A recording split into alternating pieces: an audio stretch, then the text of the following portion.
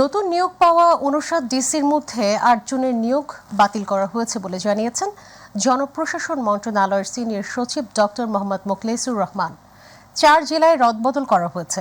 দুপুরে সচিবালয়ে সাংবাদিকদের এই তথ্য জানিয়েছেন তিনি। সিনিয়র সচিব বলেছেন, একটি বাছাই কমিটির মাধ্যমে ফিট লিস্ট হয়। সেই কমিটি আজ বৈঠকে বসেছিল। পর্যালোচনা করে ৮ জনের নিয়োগ বাতিল করা হয়েছে। এর আগে জেলা প্রশাসক নিয়োগ ঘিরে উত্তপ্ত হয়ে ওঠে সচিবালয়। আজ মন্ত্রী পরিষদের যুগ্ম সচিবের সাথে বৈঠক করেন আন্দোলনরত কর্মকর্তারা। তারা বলেন, প্রশাসনের সুষম ও যোগ্যতার ভিত্তিতে পদবিন্যাসের দাবি নিয়ে কর্মসূচি পালিত হচ্ছে।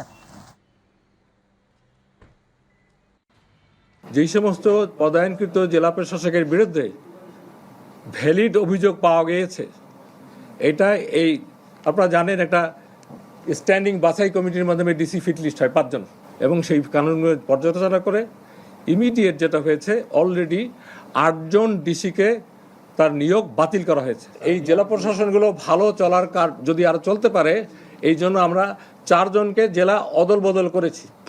আপনারা জানেন, এটা যেটাই করতে হয় চিফ অ্যাডভাইজারের অনুমোদন নিতে হয়, যেহেতু he is the minister of our ministry. তো এই কাজগুলো এত সহজ ছিল না। আজকে একটা দীর্ঘ সময় মিটিং করে তাৎক্ষণিক এই সিদ্ধান্তগুলো নেওয়া হয়েছে।